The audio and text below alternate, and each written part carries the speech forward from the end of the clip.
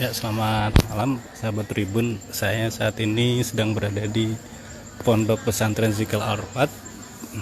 Kita akan melihat aktivitas malam Ramadan, khususnya para santri yang berada di Pondok Pesantren Zikir Al-Arfat.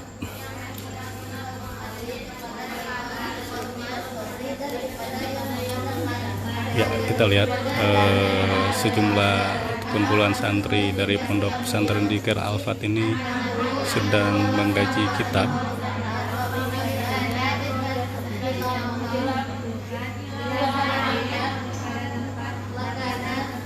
Ya, ngaji kitab kuning ya.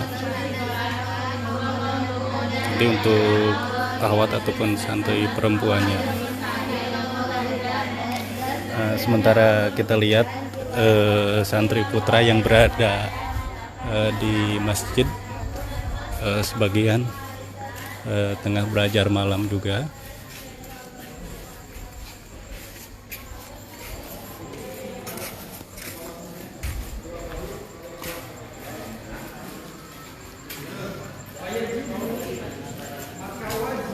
Ya.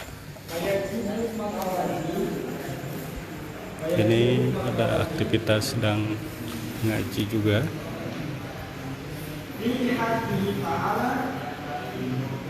Dalam haknya Allah Ta'ala, lihat Ta'ala, dalam haknya Allah Ta'ala,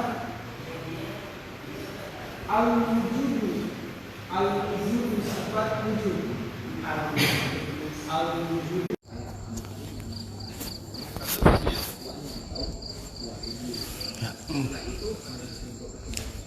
Selain dari kegiatan santri, Pondok Pesantren Zikir Al-Arfat juga memiliki sebuah museum, di mana museum ini sudah lama berdiri dan diakui secara legalitasnya oleh pemerintah kota ataupun kabupaten, begitu juga oleh pihak pemerintah pusat dan provinsi. Namun sayang malam ini museumnya tutup dan besok kita akan berkunjung.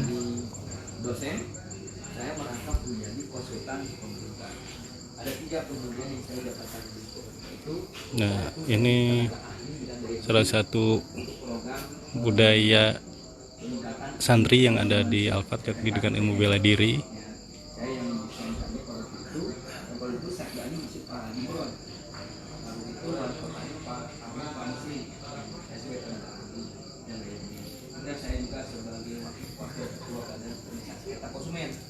Saya pernah menjabat sebagai ketua Dewan Pengupahan Kota Sukabumi. Nah, kita lihat juga salah satu ciri budayanya ada aksara Al-Quran dalam piring. Itu masa tahun 2000 sambil membuka majelis dan pengobatan. Beres saya kerja, malamnya saya ngaji membatik. Berkembang jamaah tahun 2008 jamaah meminta saya membuka pondok. Ya, saya terlihat juga pimpinan Pondok Pesantren sedang ngobrol dengan sejumlah pengunjung ke Pondok Pesantren di malam hari ini. Dibangun 2008 sampai 2010. Nah, 2010 saya pensiun untuk semua itu. Berhenti total. Terkait dengan museum, kita lihat bahwa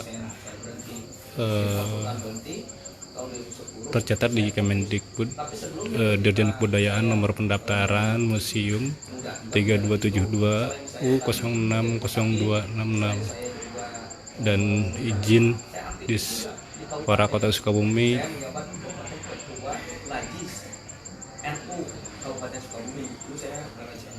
Kemudian kedua saya sebagai pengawas BAS Kabupaten Sukabumi. Berarti saya anggota di kabupaten. Di sambil saya pendidikan SIPA, saya juga aktif di Islaman. Sehingga ketika saya membuka majelis dan membuka pondok, saya sudah sangat kenal dengan kehidupan pondok. Ya, juga kita bisa melihat lembaga pendidikan, program kuliah ataupun santri sambil bekerja juga terlihat di sini. Ya, ada program kuliah juga gratis di Zikir Al-Fat ini.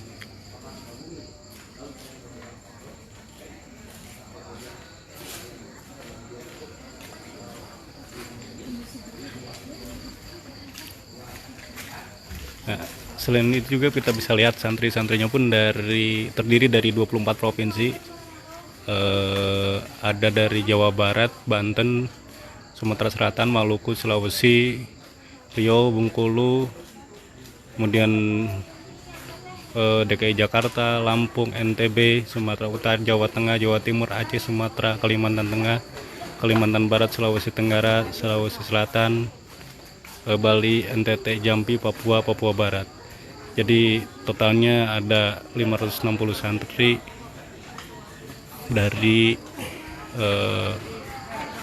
24 provinsi di Indonesia, termasuk dengan di Jawa Barat sendiri, termasuk Bali juga ada. Ya, kita lihat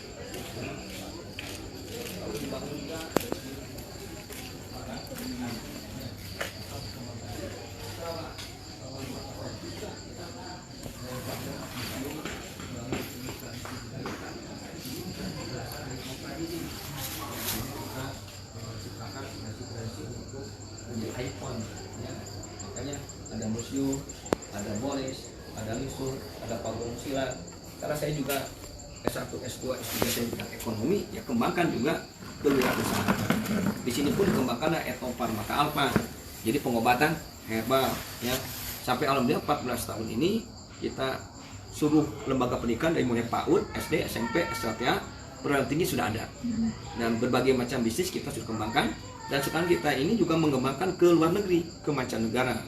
Ya, ini kita menyerukan juga melatih mendidik anak-anak untuk bisa lulus kerja di Jepang, ya, di Kuwait, kemudian di Taiwan, kemudian ke Turki, dan kemudian mengambil ngaji di Masjid Nabawi, di Mekah Mukarramah, di Madinah.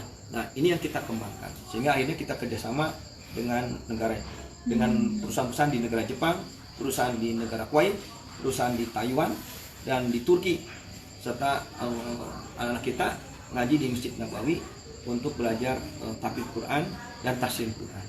Nah, itu perkembangan kemudian di selama 14 tahun saya membuka fokus di pondok, dan juga kemudian selama 14 tahun itu terlibat aktif dalam kegiatan-kegiatan sosial di Kota Sukabumi dengan para aktivis di Ormas. Seringkali kita ikut kegiatan dalam aksi-aksi sosial, aksi solidaritas, ulama Palestina, aksi-aksi menyangkut bencana alam dan sebagainya. Dan selama 14 tahun itu kemudian kita membuka cabang. Pondok pesantren model apa ini punya 24 cabang. Yang namanya disebut Majelis Alfa, Majelis Zikir Aurus Sholat Alfa.